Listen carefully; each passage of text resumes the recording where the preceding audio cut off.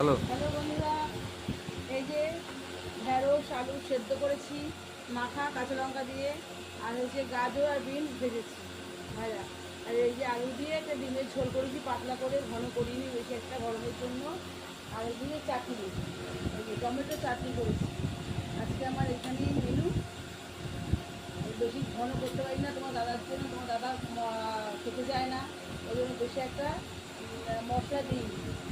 এই আজকে এইটুকুই আমার রান্না হয়েছে, মেনু হয়েছে।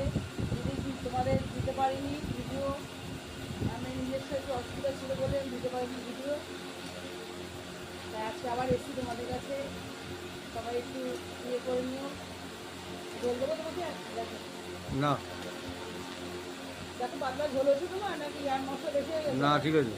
ওটা মশলা বেশি হয়ে হ্যাঁ গেছে, ঠিক আছে। ঠিক আছে। ঝোল দেবো আর, না। তাই আজকে